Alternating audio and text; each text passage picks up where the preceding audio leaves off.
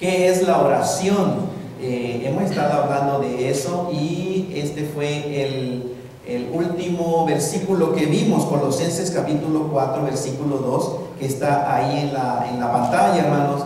¿Recuerdan? Definimos la oración que prácticamente es simplemente hablar con Dios. Dije también que muchas personas que dicen yo no sé orar, lo que están realmente diciendo es yo no sé hablar como usted, yo no puedo decir las palabras que usted dice. Y también dije que en lugar de llamarle oración, puedes llamarle hablar con Dios, porque es exactamente lo mismo. Si tú sabes hablar, es lo mismo que saber orar. Si sabes hablar, es lo mismo, es de hablar con Dios nada más. Entonces, si hablas, no puede nadie decir que no puede orar. Y no traten de imitar al pastor Roberto, a la hermana Karina, no traten de imitar a nadie, porque aquí quieren impresionar. Tú sé tú habla en tus propias palabras, de lo que salga de tu corazón. Y ese versículo que está en la pantalla, Colosenses 4:2, dice: perseveren en la oración. Dios dirigiéndose a los cristianos, porque pues los que no conocen a Dios, hermanos, pueden rezar, lo cual no es orar.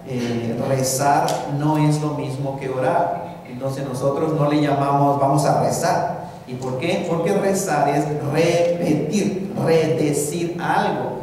La Iglesia Católica practica el rezar porque es repetir, repetir, repetir. Pero Dios no enseña a rezar, enseña a orar. Y orar es simplemente hablar con Dios. Entonces Dios dice perseveren en la oración, velando, es decir, tengan alerta, no descuiden eso, no descuiden la oración. Y al final dice velando en ella con acción de gracias, con acción de gracias. Y la vez pasada decía, entonces ya tenemos algo específico que Dios nos invita a hacer cuando oremos. ¿Qué cosa? Dar gracias a Dios.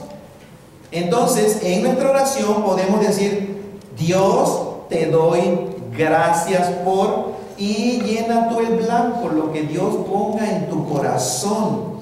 ¿De qué estás agradecido delante de Dios? ¿Por qué le agradeces a Dios? Entonces empieza a decir: Dios, te doy gracias por... Entonces, no pienses en las cosas que no tienes.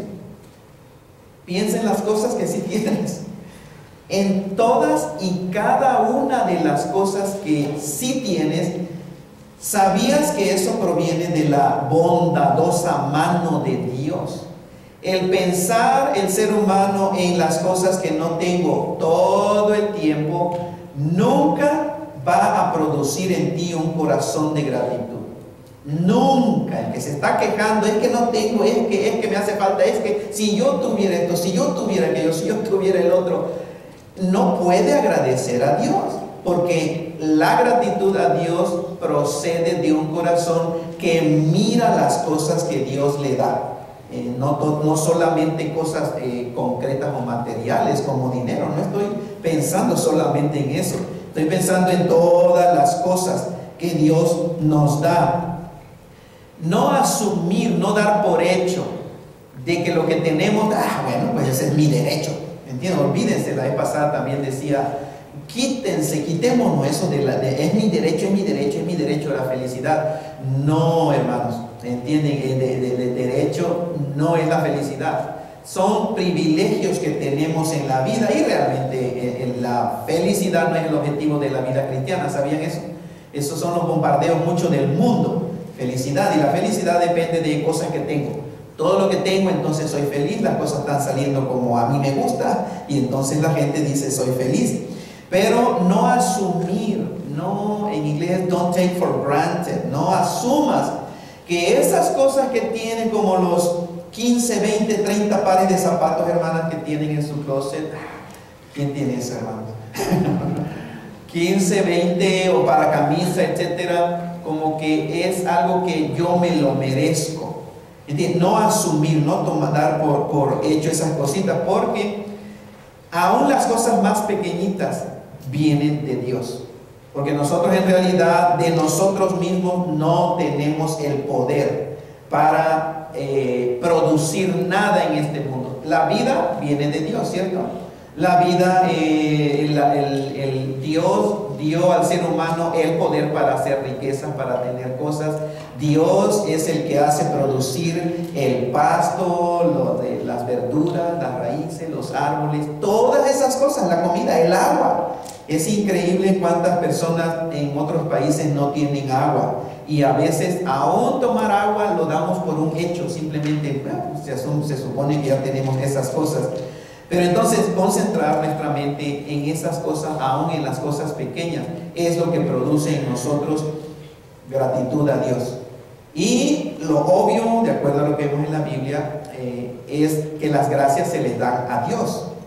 No se les dan a Buda, no se le dan a Mahoma, no se le dan a otro líder religioso. Se le dan a Dios por las cosas que da. Ahora, recuerdo que en una ocasión se hizo a una iglesia un favor, de acá de Estados Unidos hicieron un favor a una iglesia, un gran favor, y el legalismo, hermano, los que están viniendo a la clase conociendo a Jesucristo, estamos hablando mucho de lo que es el legalismo, de lo horrible del legalismo. Bueno, una de estas personas, miembro de esa iglesia, no daba las gracias a la iglesia que le había apoyado tanto financieramente y de otra manera. Decía, no, a ellos no. Vamos a darle gracias a Dios, solamente a Dios, pero a la gente no. Eso no es el plan de Dios. Dios enseña, hermano, que darle al que merece respeto, darle respeto, ¿cierto? Honra. Al que merece gratitud, es válido dar gracias a un ser humano aquí en la tierra.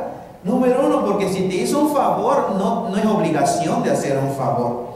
Entonces, cuando decimos que le demos gracias a Dios, no estamos eliminando el de dar gracias a seres humanos que Dios usa, porque últimamente es la verdad.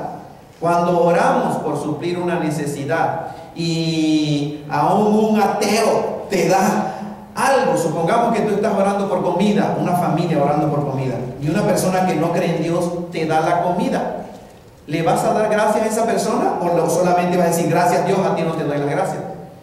Se le da las gracias a la persona, pero muy dentro de nosotros sabemos que todo procede de Dios. Si tú estás en necesidad y oras a Dios, Dios puede usar hasta ateos, hermanos, para suplir las necesidades de sus hijos, y eso es en realidad lo que ha hecho.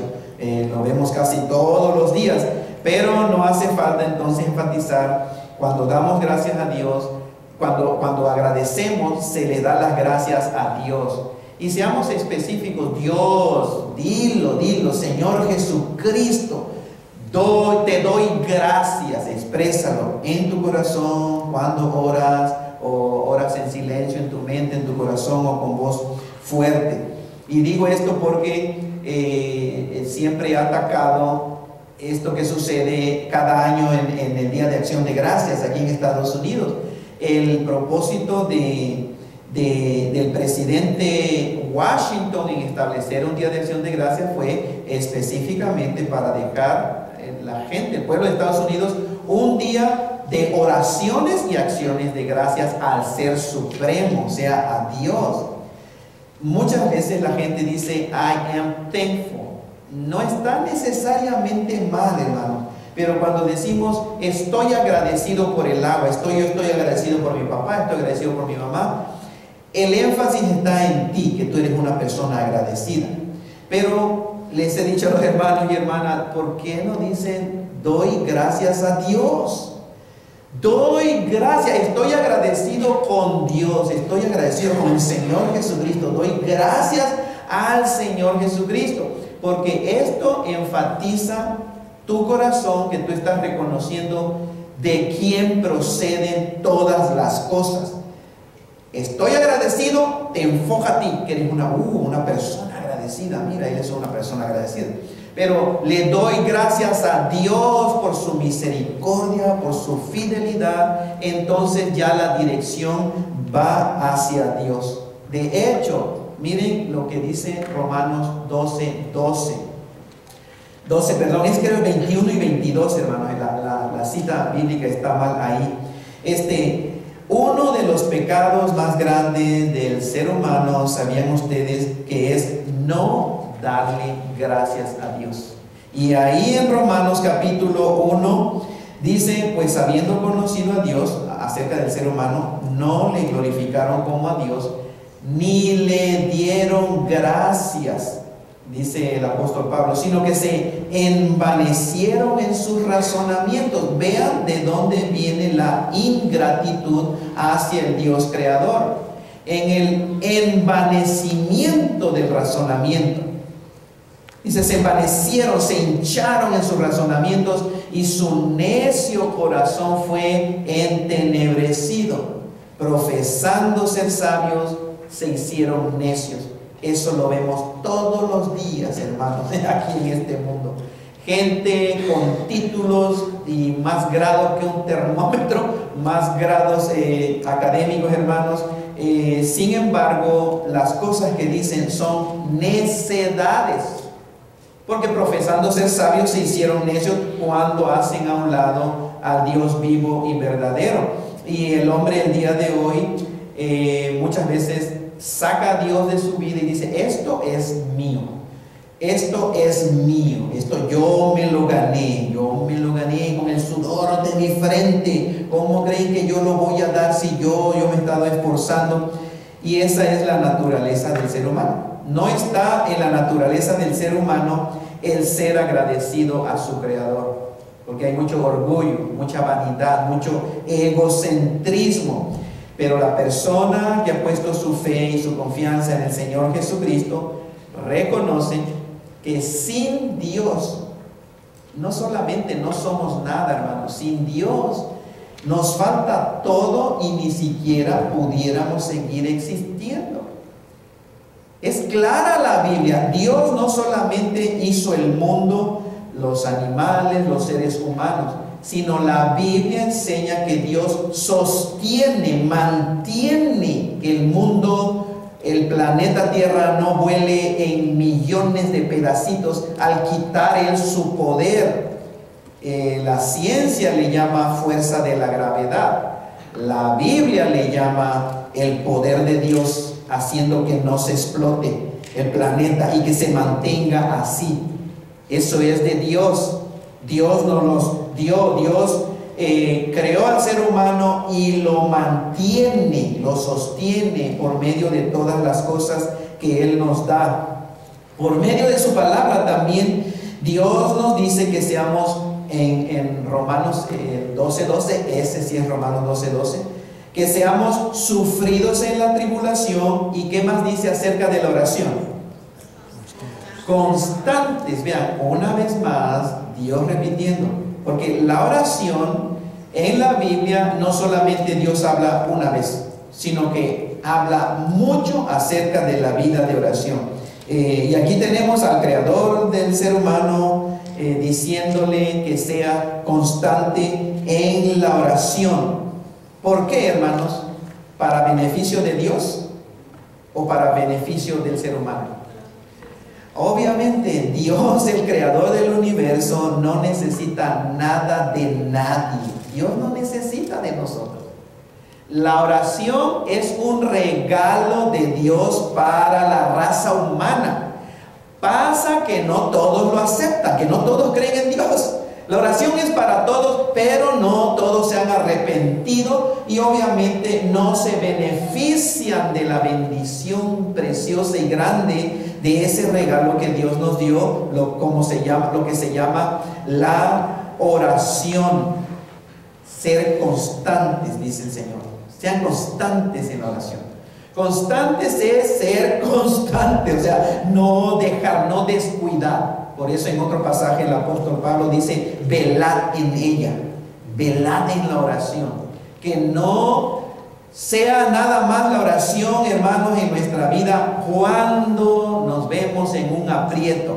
Eso es muy común en la gente, sobre todo hay gente que no se ha arrepentido, pero que tiene una creencia en Dios. Solamente recurren a Dios cuando ya les anda, como decimos nosotros, cuando ya están en un aprieto, cuando ya están en una necesidad, entonces sí doblan sus rodillas y piden oración.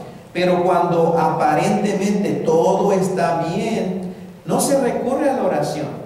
Bueno, Dios nos dice, no, sean constantes en la oración. De manera que como hijos de Dios, esta es una pregunta que nos debemos de hacer nosotros. ¿Qué tan constante soy yo en mi vida de oración? Y pues cada quien puede responder eso delante del Señor. Otra cosa, ahí, ¿qué tan importante ha sido la oración en mi vida? Lucas, otro pasaje de la Biblia, hermanos, Lucas capítulo 5, versículo 15, habla de la vida de oración de nuestro Señor Jesucristo. Y miren ahí en la pantalla, dice que su fama se extendía más y más. Y se reunía poca gente para oírle. Amén. Mucha gente, ¿verdad? Si están leyendo. Se reunía mucha gente para oírle y para que le sanara de sus enfermedades. Nada malo con eso. Pero miren lo que dice. Mas él, Jesucristo, se apartaba a lugares desiertos y ahí dormía. Y ahí oraba. Obviamente, hermanos y hermanas, vean, la gente en tiempos de Cristo Jesús sufría también las mismas necesidades que nosotros, enfermedades y necesidades materiales, comida, bebida, vestido, etc. Enfermedades era muy común, lo mismo que el día de hoy. Mucha gente venía, como todo cuando la fama de Cristo iba creciendo, entonces de las aldeas, de los pueblos, de las ciudades vecinas, todos venían a ver a Jesucristo porque traían sus enfermos, sus necesidades, y Jesucristo atendía sus necesidades. Pero Jesucristo dice que Él se apartaba a lugares desiertos y oraba. Entonces, de la misma manera, a Jesucristo, la gran necesidad no era un obstáculo para que descuidara su tiempo de oración. Y el día de hoy nosotros también debemos poner la atención a la oración como una prioridad muy importante. Los quehaceres de la vida, hermanos, no deben de robarnos el tiempo para orar. Hay quien no tiene quehaceres en la vida, ¿cierto? Pero que tu tiempo de ir a lavar ropa, hermano, hermana, tu tiempo de esto, tu tiempo del otro, tu tiempo de cortar el pasto de tu casa, nada de esas cosas deberían de obstaculizar nuestro tiempo para orar con el Señor. Miren, Jesucristo tenía tantísimo que hacer, tanta necesidad, y la gente venía a Él, pero Él se apartaba. No es malo ni es pecado decir no a muchas otras cosas que pudieran tú tal vez edificar a otras personas, pero es importante que tú te des tiempo y ya que el Señor ilumine nuestro corazón y hable a cada uno de nosotros, porque el decir no a unas cosas para decir sí a otras cosas que realmente van a ser de nuestra edificación y fortaleza espiritual no es pecado delante de Dios. Ahora, ¿qué son las cosas que tú necesitas decir no? Aunque te estén, pero venga, pero vamos, pero esto, sea lo que sea, está en nosotros. El decir no, y en tu corazón dice, tengo que orar. ¿Saben ustedes que es sumamente fácil que pospongamos para mañana? Eso es muy cultural de nosotros, hermanos y hermanas. Mañana, y el enemigo es astuto. Mañana oras, mañana, en la noche oras, o mañana en la mañana oras, y en tu noche oras, y se va el tiempo, se van los días, se van las semanas, hermanos y hermanas, se van los meses, y se van los años. Y hay creyentes que todavía están esperando el momento ideal y perfecto donde no van a tener nada que hacer para entonces orar. ¿Saben que nunca va a llegar ese momento? Todo momento lo hace el creyente. Yo soy el que le doy prioridad a mi vida para la oración, hermanos, o le doy prioridad a mi vida para la diversión o para los quehaceres. Y gracias a Dios Él nos dio esa libertad. Los primeros cristianos oraban. Dice en Hechos, ya lo vimos la semana pasada, Hechos 2:42, que ellos perseveraban en la doctrina de los apóstoles, en en la comunión unos con otros, en la comida, partían el pan juntos, y dice en las oraciones. Vamos a detenernos entonces ahí. Voy a hacer una oración y vamos a dedicar un tiempo para orar, hermanos. Ahorita voy a bajar aquí para explicarles cómo le podemos hacer el día de hoy. Déjenme terminar esta reflexión con una palabra de oración. Padre, gracias por tu palabra, y gracias, Señor, porque tú no nos condenas en tu palabra, sino nos exhortas, nos animas a que pongamos atención a esas cosas que necesitamos poner atención, Padre, para que el enemigo no tome ventaja en ningún área de nuestra vida.